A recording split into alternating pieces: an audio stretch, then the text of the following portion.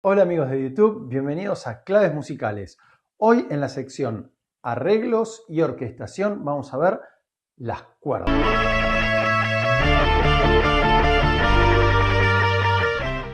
Las cuerdas se dividen en dos grandes grupos, los que son cuerda frotada y lo que son cuerda pulsada, sea percutida con algún elemento o con dedos o con púa, con un plectro. Hoy nos vamos a enfocar en los que son de cuerda frotada. Los de cuerda frotada son los que se usa un arco con unas cerdas tensadas para raspar la cuerda. Y al raspar la cuerda, esa vibración genera el sonido con una caja de resonancia de madera. Los más populares son los instrumentos que están dentro de la orquesta. Aunque hay instrumentos autóctonos, nuevamente les repito, hay instrumentos autóctonos que tienen el mismo funcionamiento. Vamos a empezar a escuchar. El violín es de los instrumentos de cuerda frotada el más agudo. Es un instrumento cortito y que el violinista más conocido como el más virtuoso de todos los tiempos fue Niccolò Paganini. Pueden escuchar sus caprichos, de hecho hay muchos guitarristas que han pasado los caprichos de Paganini a la guitarra porque, fueron muy conocidos y son como sinónimo de virtuosismo. Así que les recomiendo que escuchen las obras de Paganini. La verdad que fue técnicamente en la época que empezó a tocar así, nadie tocaba de esa manera. Fue como un revolucionario para la época y para lo que es la técnica del violín. Entonces, vamos a escuchar cómo suena el violín.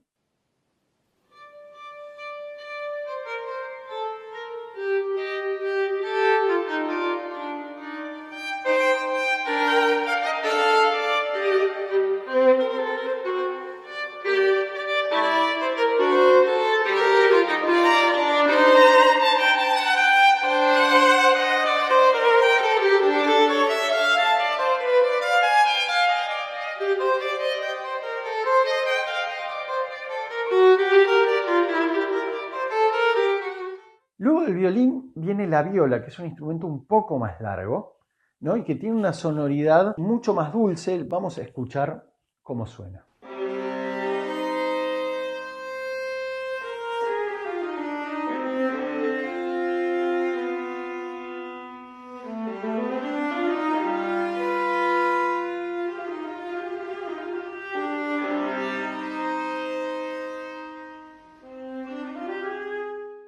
Luego viene el violonchelo, que ya es mucho más grande y hay que apoyarlo en el piso, se toca sentado, ¿no? Se apoya contra el cuerpo y la sonoridad que genera es mucho más grave. Recuerden que estos instrumentos, a pesar de ser de cuerda, no tienen trastes.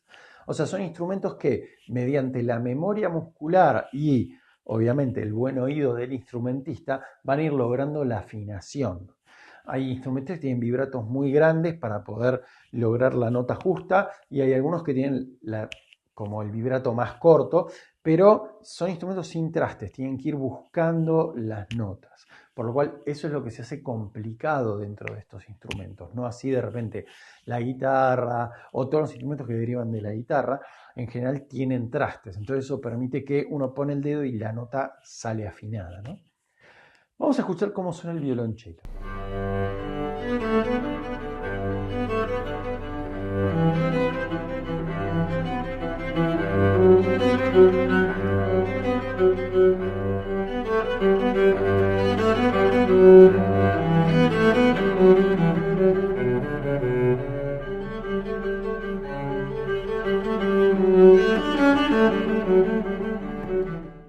Bueno, ahora nos encontramos con el contrabajo. El contrabajo fue usado muchísimo en las orquestas de salsa, en las big band, en las orquestas de todas las épocas.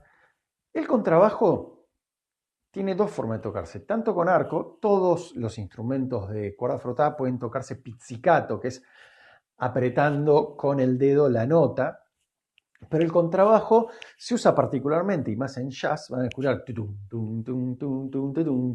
Bueno, están haciendo pizzicato, están tocando las cuerdas con la mano, no con arco. Todas las líneas de contrabajo, más que nada en la orquesta o del uso clásico, tocan al unísono, o sea, la misma nota que el violonchelo o una octava abajo. ¿Por qué? Porque el violonchelo es un instrumento muy lindo, y tiene un brillo muy interesante, pero le falta esa profundidad que tiene el contrabajo. Y el contrabajo le falta esa definición de nota que tiene el violonchelo. Entonces, tocando juntos la misma nota, logran una fusión que hacen una nota que se entiende y tiene profundidad, que generalmente ese es el gran problema. Cuando tienen mucha profundidad o los graves muy pesados no tienen una claridad de nota y los sonidos más brillosos tienen dificultad de tener profundidad de sonido. Entonces, el contrabajo y el violonchelo se usan o unísono o con una octava de diferencia. ¿Sí? Excepto que quiera que el contrabajo tenga la melodía destacada y haga que el violonchelo toque otra cosa. En casos muy particulares se han separado, pero en el 98% de los casos tocan como les dije recién. Vamos a escuchar entonces cómo suena el contrabajo, tanto en pizzicato o la idea del jazz, como con arco.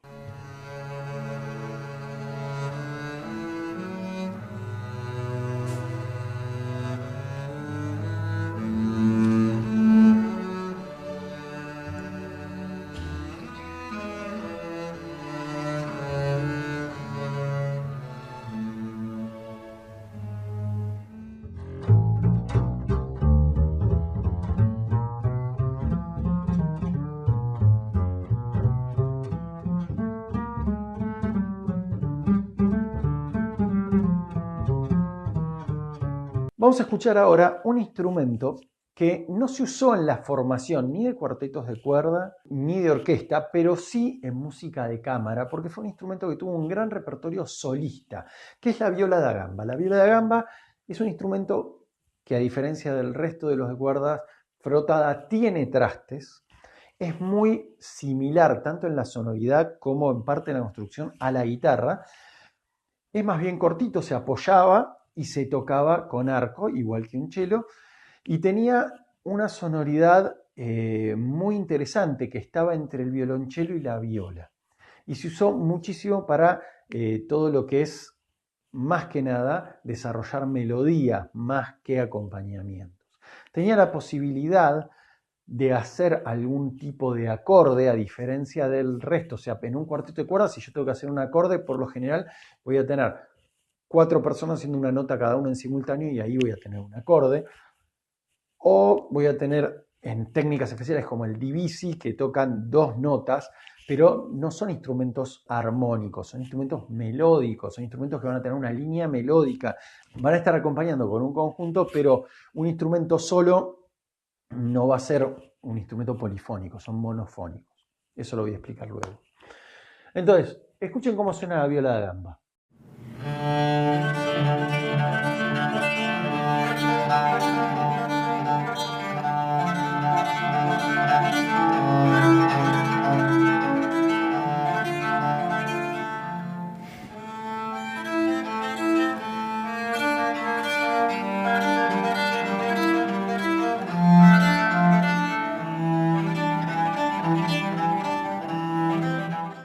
Es un fantástico instrumento y les recomiendo nuevamente todo lo que es música de cámara. De viola da gamba tienen los conciertos de Bach, tienen los conciertos de Telemann para viola da gamba, muchos han escrito conciertos para viola da gamba y no son los más conocidos porque no es un instrumento hiperpopular, así que para los que quieran escuchar más conciertos de viola da gamba pueden googlear concierto de viola da gamba y van a ver que hay un listado bastante extenso. Así que recuerden, Facebook, Claves Musicales, Instagram, Claves Musicales, suscríbanse al canal, van a encontrar abajo el mail, clavesmusicalesarg de Argentina, @gmail.com, y ahí me pueden hacer todas las preguntas que necesiten, pueden consultarme por las clases, tanto particulares como grupales, por los talleres, lo que necesiten. Estoy para ayudarles, les mando un abrazo y hasta la próxima.